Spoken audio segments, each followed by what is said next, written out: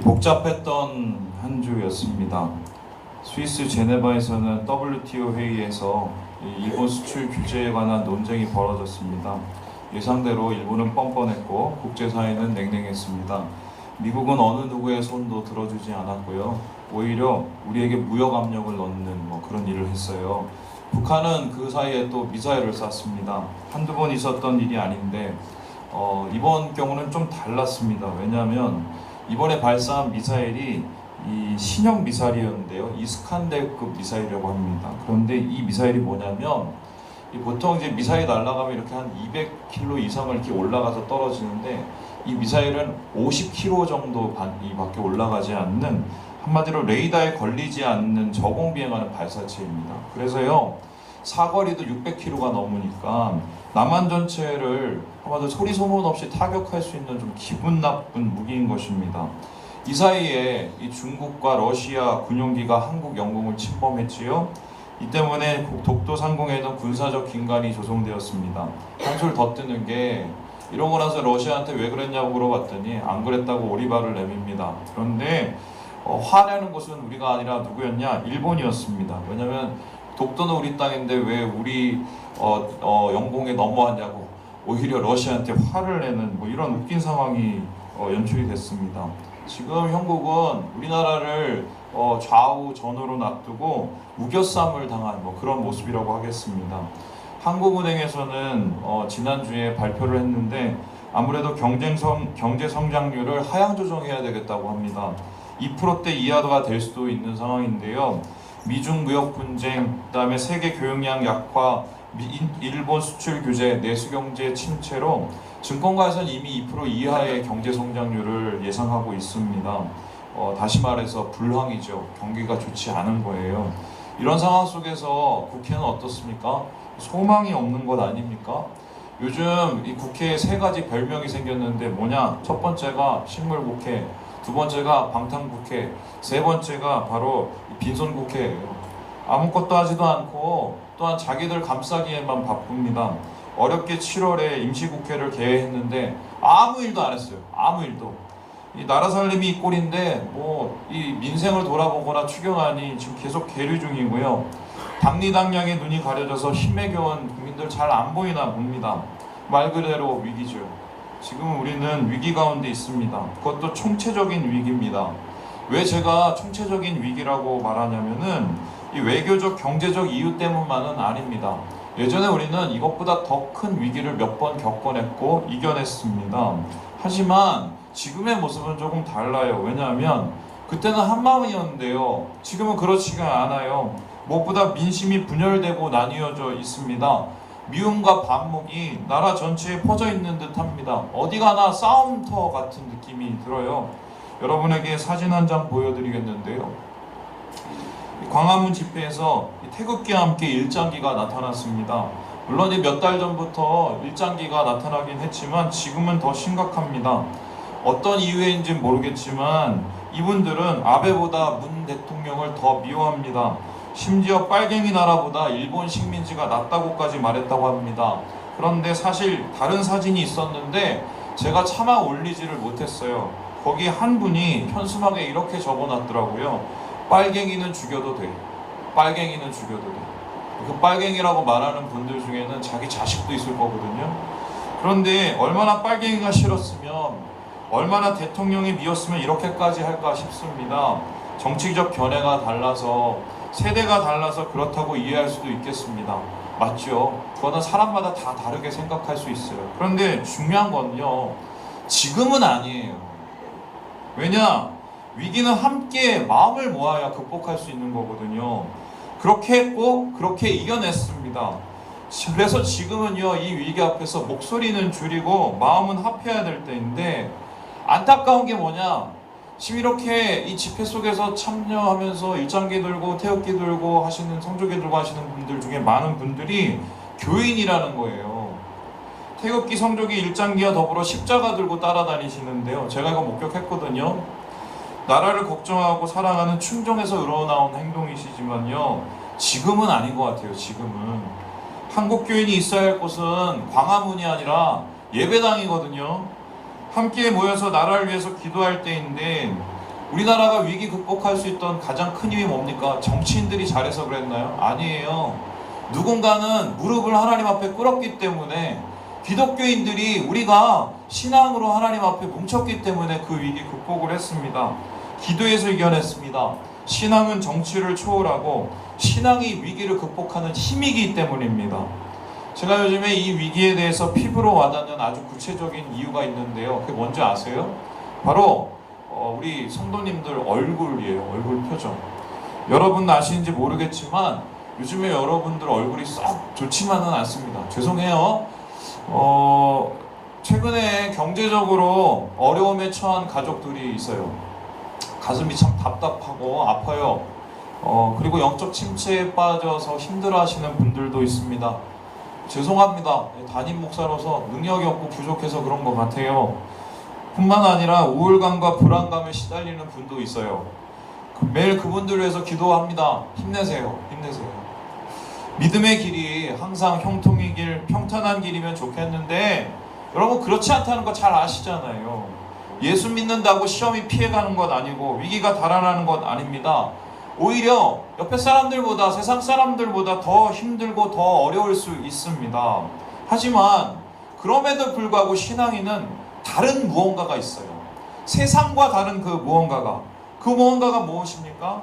시험을 피할 수 있고 위기를 지나칠 수는 없지만 시험을 이길 수 있고 위기를 넘어설 수 있습니다. 환난을 당해도 무너지지 않고 거꾸러짐을 당해도 망하지 않는 우리 신앙인입니다. 왜냐하면 우리는 위기를 이기는 힘, 신앙의 힘, 믿음의 능력이 있기 때문입니다. 본문에는 이 능력으로 위기를 이겨내는 시인의 노래가 소개되고 있습니다. 그가 마주한 위기는 우리의 오늘보다 더 크고 더 어렵습니다. 큰 산과 같습니다. 그래서 그는 자신이 처한 어려움을 이렇게 고백하고 있습니다. 우리 2절과 3절 말씀을 읽어봅니다. 시작! 그러므로 땅이 변하든지 산이 흔들려 바다 가운데 빠지든지 바닷물이 솟아나고 그것이 넘침으로 산이 흔들릴지라도 우리는 두려워하지 아니하리로다. 시인은 말합니다. 와, 땅이 흔들리네, 산이 무너지네, 어이구 해일이 다가오네, 산을 덮칠 만한 큰 파도네. 한마디로 천재지변이었습니다. 여러분, 이러한 시인이 당한 어려움을 좀 더 피부로 와닿게 해드릴게요. 다음 그림을 보시면 되는데요. 이 그림은 바로 이스라엘 사람들, 유대인들이 생각하는 우주관, 이 천체의 관이었어요. 여기 보면요, 지구가 둥굽니까? 평평합니까? 평평해요. 평평해요. 그래서 이 사람들은 태양주위로 지구가 도는 것도 아니고 둥근 것도 아니고 평평하다고 생각을 했어요. 그래서 당시 유대인의 상식은 지구가 평평하고 보는같이 이렇게 판처럼 생겼는데 그 판 밑에 뭡니까? 이게 퍼런 데가 뭐예요?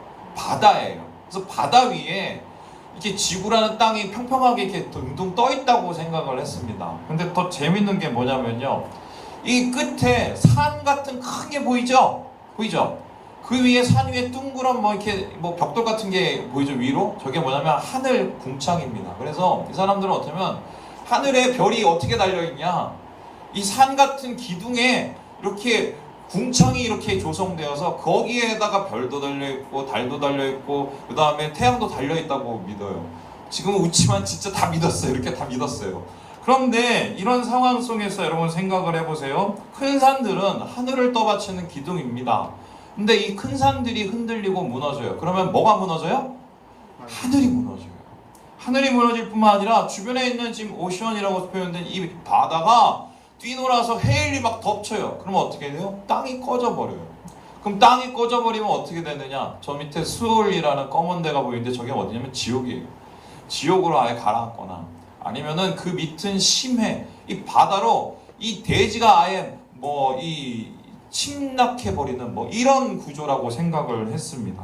그래서요, 시인이 묘사하는 지금 위기라는 것은요, 한마디로 세상의 끝이에요. 단순한 천재비변이 아니라 세상의 끝과 같은 최악의 상황 속에서 내가 있다라고 고백을 하는 것입니다. 그런데 이런 비유는 진짜 땅이 꺼진 것도 아니고 하늘이 무너진 것도 아닙니다. 여러분 아시겠지만 지구는 둥글고 태양 주위를 돌고 있지요. 그런데 이렇게 시인이 고백하는 이유가 무엇인가? 묘사이며 상징인데요, 시인의 세상을 무너뜨리는 것은 천재지변이 아니라 바로 인재였어요. 그는 지금 사람들에 의해서 그의 세상이 흔들리고 있는, 그의 세상이 끝나고 있는 것을 보게 되는 것입니다. 우리 함께 6절의 말씀을 읽어봅니다. 시작. 문나라가 떠들며 왕국이 흔들렸더니 그가 소리를 내심에 땅이 녹았다가. 유대 민족과 우리 민족에게는 공감대가 있는데요. 무슨 소리냐? 전쟁이 그치지 않았어요. 평화보단 위기가 훨씬 많았습니다. 우리나라는 왜 맨날 쳐들어왔을까요? 반도기 때문에 그러죠. 위에서 힘이 세면 아래로 쳐들어오고, 아래에서 힘이 세면 위로 쳐들어오고, 그러니까 항상 우리나라를 지나가면서 맨날 얻어맞았어요. 그게 우리나라의 역사예요. 그런데 유대도 좀 비슷한데, 유대는요 일종의 통로였는데요. 밑에는 애굽이 있고 위에는 아수르가 있고 이쪽에는 바벨론이 있어요. 위로 올라가면 유럽이에요. 딱 중간이라 애굽이 좀 커지면 위에를 정복하려고 꼭 어떻게 해요? 이스라엘을 건넜어요. 바벨론도 마찬가지고 아수르도 마찬가지고 유럽도 마찬가지고. 그러니까 맨날 얻어 터지는 게 그들의 역사였습니다. 위아래로 좌우로 열강들의 침략이 그치지 않았어요. 그러니까 항상 생존을 위협당했고 나라의 존폐가 움직였습니다. 천재지변보다 훨씬 구체적이고 실제적인 위기가 사람들 때문에, 주변 나라들 때문에 나타나는 것이죠.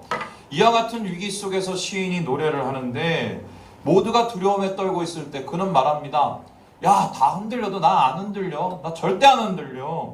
그리고 모두가 무너질 때 그는 말합니다. 나 절대 두려워하지 않을 거야 라고 고백을 합니다. 같은 위험, 같은 어려움을 당하지만 왜 그는 흔들리지 않을까요? 왜 그는 무너지지 않을까요? 왜 그는 두려워하지 않을까요? 시인은 이와 같은 담대한 마음을 할 수 있었던 이유를 말합니다. 왜냐? 세상과 다른 그 무엇이 그의 마음속에 있었기 때문인데요. 바로 이것은 신앙의 힘, 위기를 탈출하는 신앙의 힘이었어요. 오늘 여러분과 이 힘에 대해서 살펴보려고 하는데, 이 위기를 탈출하는 신앙이 어디로부터 시작이 되고 무엇을 통해 설치되고 어떻게 완성되는지를 우리가 보고자 합니다. 이 본문에는 위기를 탈출하는 신앙을 소개하고 있는데, 이 과정을 세 가지의 정도로 정리할 수 있겠습니다. 우리 같이 한번 읽어보죠. 시작. 시온으로 피하라. 위기를 탈출하는 신앙의 힘, 신앙의 방법은 첫째로 뭐냐? 시온으로 피하는 것입니다. 우리 함께 1절의 말씀을 읽어보겠습니다. 시작. 하나님은 우리의 피난처시여 힘이시니 환난 중에 만날 큰 도움이시라. 본문에는 피난처라는 단어가 두 가지 소개되고 있는데요. 1절에 나오는 마하세라는 단어와 7절에 나오는 미스가브라는 단어입니다. 그런데 이 마하세는 지금으로 말하면 대피소를 뜻해요. 여러분 아시겠지만 이 근처에도 전쟁 나면 피하는 대피소가 있어요. 대부분 다 지하철이더라고요. 그리고 뿐만 아니라 이 미스가브라는 단어는 높은 요새나 산성을 뜻합니다. 적의 공격이 올 때 올라가는 높은 곳, 안전한 곳을 뜻합니다. 그래서 마하세, 대피소의 역할, 그리고 미스가브, 이 높은 산성의 역할을 감당하는 곳이 예루살렘에 딱 한 곳이 있었어요. 거기가 어디냐? 바로 시온산이었어요. 시온산. 바로 이것이 이스라엘 예루살렘에 위치한 시온산인데요. 구시가지 남쪽에 있습니다. 근데 이 산에 뭐가 있었냐? 과거 다윗의 성이 있었어요. 다윗의 성. 바로 이것은 적의 침입을 피해서 안전히 머물 수 있는 피난처였으며 새로운 전투를 준비할 수 있는 요새였습니다. 본문에서 시인이 바라보는 피난처는 시온성이었을 것이 분명합니다. 그는 일생 최대의 위기가 찾아왔을 때 나 시온으로 피하겠다고 말했습니다. 자, 그렇다면 왜 하필 시온이었을까?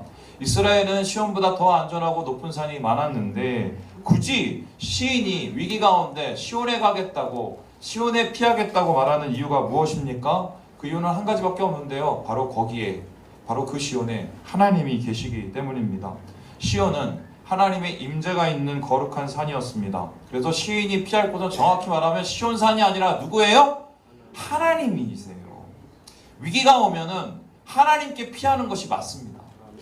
시온으로 올라가야 됩니다. 아무리 어렵고 힘든 위기라 할지라도, 시험이라 할지라도 우리는 하나님께 나아갈 수 있는, 시온에 올라갈 수 있는 마지막 가능성이 있다는 것 여러분 아시지요? 이 통계청 사이트에 들어가 보면 재미있는 자료들이 있는데요. 지금 여러분한테 한 자료를 말씀드릴 텐데, 이 자료가 뭐냐면 2014년에 조사된 통계인데, 한국인, 여러분을 비롯한 많은 한국인들이 어떻게 24시간을 보내고 있는지 하루 시간 사용에 관한, 시간 활용에 대한 이 자료입니다. 여러분 보세요. 보시다시피 우리가 제일 많이 시간을 어디에 쏟고 있을까요? 자는데. 보통 한 8시간 정도 주무시더라고요. 그리고 일하고 공부하는 시간이 어느 정도 되냐면 7시간 정도입니다. 그래서 잠만큼 일하는 뭐 그런 수준이라고 하겠습니다. 그리고 눈여겨볼 게 그 외의 시간인데요. 다시 말해서 여가 시간입니다. 무엇을 제일 많이 할 것 같아요, 여러분? 여러분 뭘 제일 많이 하세요? 예?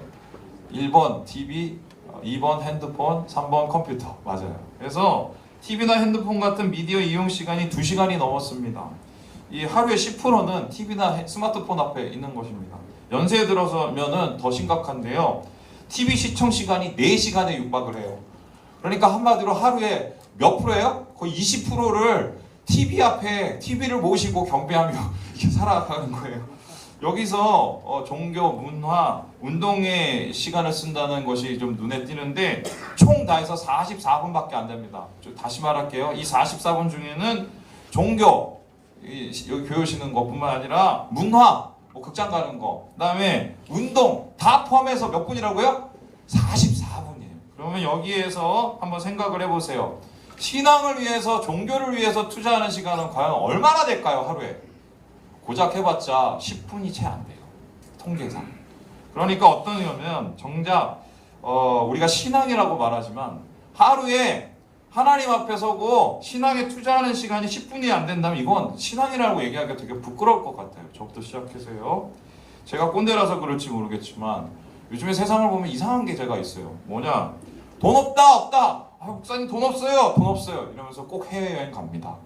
작년에 해외여행 가는 숫자가 여러분 아시는 줄 3천만 명이 넘었어요. 목사님 여행도 못 가게. 그거 아니고요.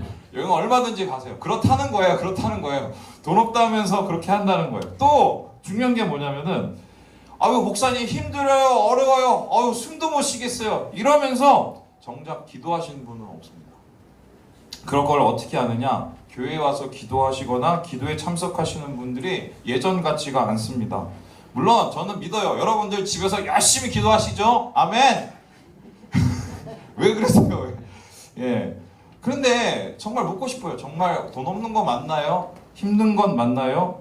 저는 아직도 기억을 하는데 학교 가지 않을 나이에 어머니 등에 업혀서 새벽 기도 갔습니다. 그때 이렇게 좋은 의자 없었어요. 푹신한 의자 없었고요. 그냥 땅바닥, 딱딱한 마룻바닥이었어요. 새벽 기도 시간도 4시 반인가 그랬던 걸로 기억하는데요. 그런데 그 새벽에 정말 많은 분들이 예배방에 앉아 계셨거든요. 근데 불이 꺼지면, 예배 끝나 불이 꺼지면 이분들이 기도하기 시작하셨는데 여기저기서 막 주여 아버지 부르짖는 소리가 들고 좀 지나고 나면 막 흐느끼는 소리가, 제가 어렸을 때 제 머릿속에 기억에 남아 있어요. 우리 어머니도 많이 우셨어요. 여러분 확실히 저는 기억을 하는데요. 그곳이 피난처고 시온이었어요. 위기를 피해 올라간 산성이었습니다. 마룻바닥이 멜모리폼 의자보다 더 그리운 이유가 뭔지 아세요? 거기에 눈물이 있었기 때문이에요. 간절함이 있었기 때문이에요. 하나님을 향한 기도가 쌓여 있었기 때문입니다. 지금의 상황은 그때만큼 어렵지는 않을 거라고 얘기하지만 좀 심각하게 보는 게요. 우리가 어느새인가 시온으로 올라가는 길, 피난처로 피하는 길을 잃어버린 것 같아요. 그래서 오늘 이사야는 우리에게 이렇게 말을 합니다. 우리 같이 한번 읽어볼까요? 시작! 너희는 여호와를 만날 만한 때에 찾으라.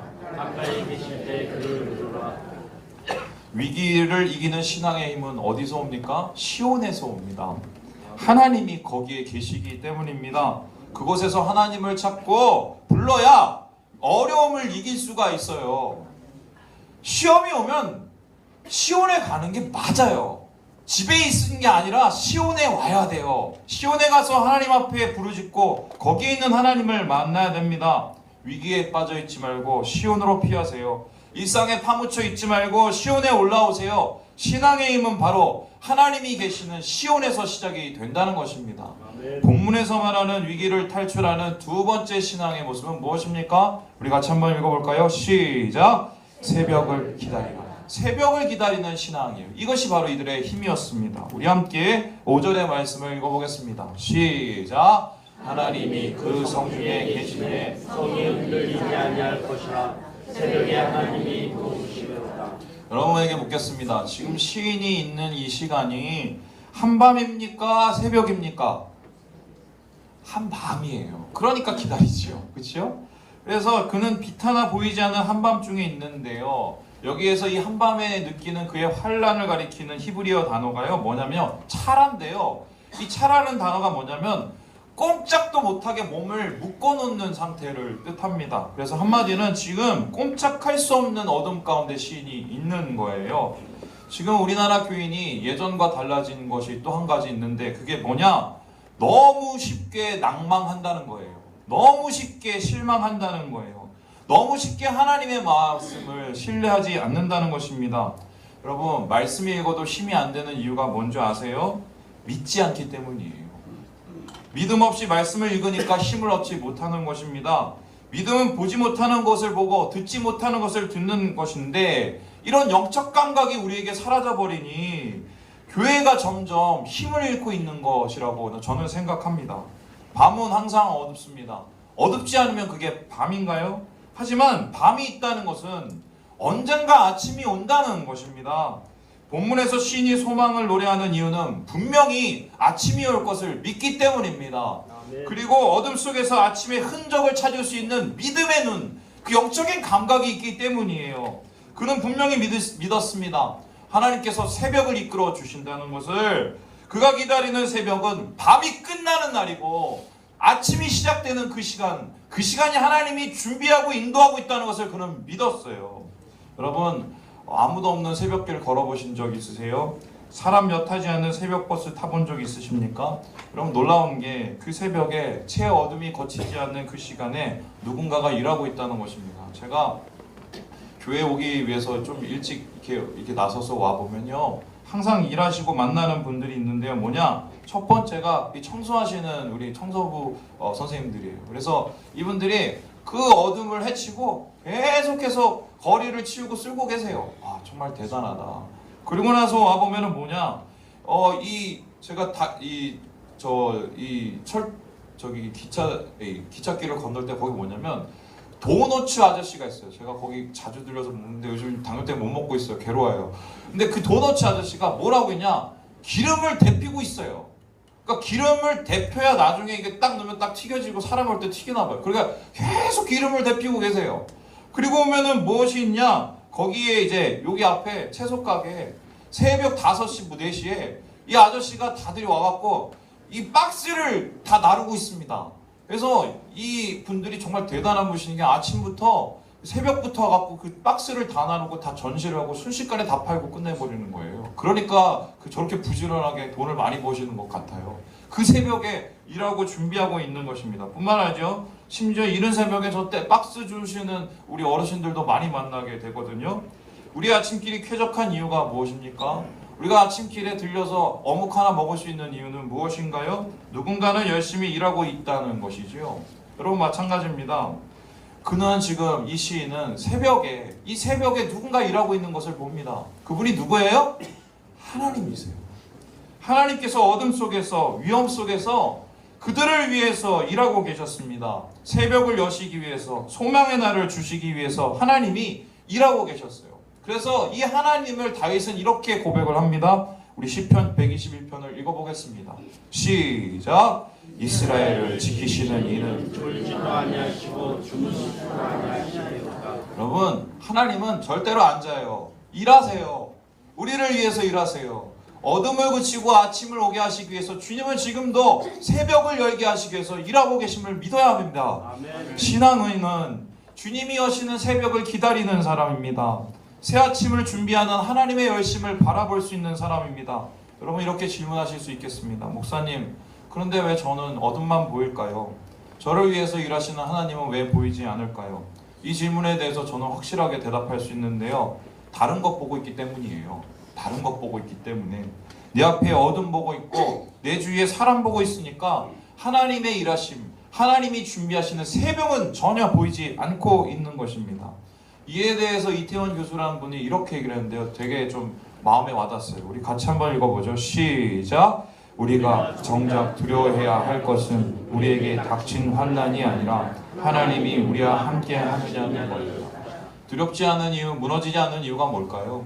하나님이 함께 하시고 새벽을 연다는 것을 기억하고 있기 때문입니다. 위기를 이기는 신앙은 새벽을 기다리며 성장합니다. 거기에는 하나님의 열심이 있습니다. 아무리 깜깜한 어둠이라도 결국은 거칩니다. 광명의 빛은 비춥니다. 하나님께서 새벽을 준비하고 계시기 때문입니다. 어둠에 매여 있지 마세요. 새벽을 기다리세요. 신앙의 힘은 새벽을 기다림으로 이루어진다는 것입니다. 마지막으로 우리가 본문에서 찾게 되는 위기를 탈출하는 이 신앙의 힘, 신앙의 방법은 무엇일까요? 우리 같이 한번 읽어봅니다. 시작! 잠시 손을 멈춰라. 잠시 손을 멈춘다는 거예요. 이게 무슨 소리냐? 우리 함께 10절의 말씀을 읽어봅니다. 시작! 이르시기를 너희는 가만히 있어 내가 하나님 됨을 알지어다. 내가 문나라 중에서 높임을 받으리라. 내가 세계 중에서 높임을 받으리라 하시도다. 지금 하늘이 무너지고 땅이 꺼질 만한 위기 가운데 있어요. 촉각을 다툽니다. 언제 터질지도 모르는 위협입니다. 그렇다면은 우리는 뭔가를 항상 준비하고 대비하고 뭔가를 움직여야 돼요. 그런데 하나님께서는 지금 뭐라고 얘기하시냐? 야! 그러지 마! 그냥 태연하게 가만히 있어! 이렇게 얘기하세요. 여기서 가만히 있으라는 이 단어는요, 하루프라는 단어인데요. 손을 떼라는 소리예요. 잠시 손을 멈추라는 명령입니다. 손에 놓고 있는 거 내려놓고 하던 거 멈춰놓고 일단 멈춤하라는 것입니다. 뭔가를 빨리 준비해도 대처하기가 쉽지 않은 상황인데 왜 하나님께서는 하루 멈춰! 그만! 이렇게 명령을 하실까요? 왜 하나님은 우리에게 잠시 손을 멈추기를 말씀하실까요? 여기서 가만히 있으라는 이 말은 무책임한 방치나 게으름을 뜻하지는 않지요. 하루프는 인간적인 이 방법으로, 인간적인 계획으로 무언가를 하지 말라는 거예요. 하나님의 절대 주권을 믿고 하나님이 하시도록 하나님을 바라보라는 것입니다. 인간이 위기 앞에서 반응하는 제일 나쁜 습관이 뭔지 아세요? 거짓 피난처, 거짓 안전을 의지한다는 것입니다. 이스라엘이 그랬는데요. 위기가 닥쳐서 적이 쳐들어오잖아요. 그러면 이 사람들이 시온에 올라가서 새벽을 기다리는 게 아니라 뭘 했냐? 다른 것을 기다렸어요. 다른 안전을 기다렸어요. 그 안전이 뭐냐? 바로 애굽이었어요. 애굽. 야, 저 아수르가 쳐들어오는데 애굽이 도와줄 거야. 암몬이 쳐들어오는데 애굽이 도와줄 거야. 바벨론이 쳐들어오는데 애굽이 도와줄 거야. 여러분 질문해 보겠습니다. 애굽이 도와준 적이 이스라엘 역사에 한 번이라도 있었을까요? 없었을까요? 한 번도 없었어요. 한 번도. 미국은 6.25 때 와서 도와주려 했는데 이스라엘 역사에 한 번도 도움이 된 적이 애굽이 한 번도 없어요. 그런데 신기한 게 이 사람들은 어렵고 힘들고 위기가 오면 항상 하나님만 찾고 누굴 찾아요? 애굽 찾았어요. 결론적으로 그 애굽을 찾다가 애굽이 도와줄 것을 믿다가 바벨론에게 항복하지 못한 이 시드기야라는 왕은 눈이 뽑혔어요. 눈이 뽑혔어요. 여러분 그렇습니다. 가만히 있는 것은요, 인간적인 노력하지 말라는 거예요. 머리 쓰지 말라는 거예요. 가만히 있는다는 것은요, 하나님의 뜻과 일하심을 구하라는 것입니다. 그런데요, 이거는요, 인간의 본성에 역행을 합니다. 여러분, 가만히 있어 보세요. 당장 해야 될 일이 눈앞에 보이는데 이게 하나님 뜻이 아닌 것 같아서 가만히 있어 보세요. 그럼 얼마나 답답한 줄 아세요? 그래서요, 이 가만히 있으라는 명령, 잠시 손을 멈추라는 명령요, 이거는 뭐냐면 따라해봅시다. 중심 싸움. 다시 해보죠. 중심 싸움. 중심 싸움이에요. 뭐예요? 속에서는 야, 이 사람 만나봐, 이 사람한테 전화해, 어떻게 해봐, 마음을 달래, 빨리면서 막 얘기를 해요. 근데 하나님의 음성을 들을 수 있도록 깊은 마음 가운데 들어가는 거예요. 주님이 뭐라고 얘기하시는지. 그래서 이 중심 싸움은 뭐냐? 나를 돌아보고 하나님을 바라보는 것입니다. 힘들고 어려울수록 나를 돌아보고 하나님을 바라보는 거예요. 내 가운데 하나님이 임하실 수 있도록, 하나님이 역사하실 수 있도록, 하나님이 새벽을 열 수 있도록 기다리는 것이 이게 중심 싸움이에요. 우리가 왜 이 세상 속에서 위기를 탈출하지 못하냐? 중심 싸움을 포기하기 때문이에요. 중심 싸움을 멈추기 때문이에요. 내가 싸우고 내가 능력이 되고 내가 하나님에 대해서 싸우려고 하니까 항상 실패하고 망하고 똑같은 실수를 저지르는 거예요. 여러분, 가만히 있는 것은 가장 힘들고 어렵습니다. 하지만 절대적인 진리가 있습니다. 멈추지 않으면 들을 수 없고 멈추지 않으면 하나님께서 역사하실 수 없다는 거예요. 손을 멈춰야, 돌아보고 바라봐야, 중심 싸움에서 우리가 이겨내야 하나님의 놀라우신 새벽을 바라본다. 바로 이 신앙의 힘은, 위기를 탈출하는 신앙의 힘은 손을 멈추고 가만히 있는 것으로 완성이 되는 것입니다. 여러분께 좀 부끄러운 고백 하나 드리면서 설교 마치려고 하는데요. 이번 주에 정말 비가 막 죽자고 왔더라고요. 어느 정도냐면 집에 베란다에 문을 요만큼 열어놨는데 거기를 비집고 막 물이 쏟아져 갖고 이 베란다가 한강이 됐어요. 한강이 됐어요. 그래서 그걸 제가 다 닦아가지고, 저 아내도 없는데 요즘 청소하기 바빠 죽겠는데 다 닦았어요. 근데 금요일이에요. 지난 금요일에 어떤 일이 있었냐면, 새벽에 와서 예배를 드리는데 예배를 드리고 말씀을 딱 하고 있는데 갑자기 삑 하고 전체적으로 이 무슨 그 문자가 왔어요. 그게 뭐냐면 호우경보 같은 거예요. 의정부 일대에 호우경보 100mm 이상이 온다, 호우경보가 떴어요. 그래서 아이고 우리 권사님들 집에 돌아가시면 힘드실 텐데 막 이러면서 마음을 졸였어요. 그래서 기도했는데 잠시 비가 멈춰서 이렇게 돌아가셨어요. 근데 집에 갔는데 그때부터 머리가 복잡해지는 거예요. 왜냐면은 금요 어머니 기도회가 있는데 호우경보가 떴는데 오시다가 우리 저 어머니들 힘드셔갖고 뭐 다치시고 미끄러지시기라도 하면 어떠냐 막 걱정이 막 되는 거예요. 그래서 전도사님한테 저 전화를 했어요. 전도사님, 호우경보가 떴는데 오늘 이 금요 기도회를 어떻게 할까요? 그랬더니 전도사님이 저한테 뭐라고 그러셨냐면, 목사님이 결정하셔야죠. 목사님이 기도해보고 결정하세요. 이러는 거예요. 예, 아 그래 내가 담임이지. 그래서 하나님 앞에 기도를 했어요. 하나님, 오늘 어떻게 할까요? 어떻게 할까요? 그런데 하나님 음성이 잘 안 들렸어요. 그리고 빗소리가 더 크게 들렸어요. 근데 마음 한구석에서 요만큼 뭔가 얘기가 들렸어요. 뭐라고 들렸냐? 지금 교회가 기도할 때라는 말이 들렸어요. 하나님, 근데 교회가 기도할 때는 아는데 비가 이렇게 오는데 쏟아지는데 문을 딱 열어보니까요, 저 개천이 넘쳐갖고 중랑천이 넘쳤어요. 아유, 하나님 보세요. 지금 중랑천 다 넘쳤어요. 이거 오시면 큰일 나요. 이러면서 제가 전사한테 전화를 했어요. 전사님, 안 되겠어요. 오늘 안 되겠어요. 비가 이거 너무 많이 와서 이거 이렇게 쏟아지다 보면 이거 넘쳐요. 안 되겠어요. 이렇게 얘기를 했어요. 그러고 나서 우리 권사님들한테 얘기를 해서, 권사님 오늘은 쉽니다. 이렇게 했어요. 그래서 누워서 잤어요. 잤는데 11시 반에 전사님이 저한테 전화 왔어요. 목사님, 밖을 한번 보세요. 자다 깨갖고 밖을 봤어요. 그럼 어떻게 됐을 것 같아요? 비가 완전히 멈췄어요. 정확하게 봤더니 11시경에 멈췄어요. 11시에 모였는데 나중에 얘기 들어보니까 우리 권사님들 중에는 나올 채비 다 하고 준비 다 했다가 갑자기 나오지 말라서 안 나오신 분들도 많더라고요. 제가 하나님 앞에 회개를 했어요. 아니 무슨 너희는 가만히 있어. 하나님의 하나님됨을 알지 않다라고 설교를 할 거면서 저 오는 비 내리는 저 소리, 내가 이것밖에 안 되는구나. 내 중심 싸움에 졌구나. 기도가 필요하면 하나님이 기도하게 하시려고 비도 멈춰주세요. 아멘이세요? 네. 기도가 필요하면 그 기도 때문에 위기를 이길 수 있으면 하나님이 기도의 문을 열어주세요. 근데 왜 우리가 시온에 못 나오고 새벽을 기다리지 못하냐? 중심 싸움에서 지기 때문에. 여러분, 지금은 계속되지 않지만 예전에 민방위 훈련이라는 게 있었어요. 기억나시죠? 민방위 훈련 어떻게 했습니까? 하면 어떻게 갑자기 차 멈추고 딱 다 손 놓고 어떻게 해요? 대피하고 기다렸어요. 지금 오늘 하나님께서 이 민방위 훈련을 주문하고 계신 거예요. 이유가 뭡니까?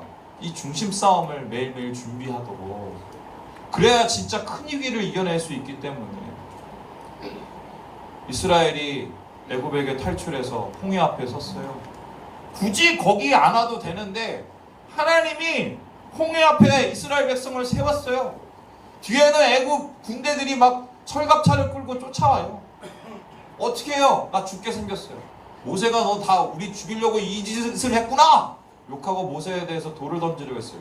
그때 모세가 이스라엘 백성들을 향해서 뭐라고 그랬냐? 우리 출애굽기 14장 14절 말씀을 같이 한번 읽어보겠습니다. 시작! 여호와께서 너희를 위하여 싸우시리니 너희는 가만히 있을지니라. 하나님께서 홍해 앞에 세우신 이유가 뭔지 아세요? 민방위 훈련 시킨 거예요. 민방위 훈련. 말씀을 마칩니다.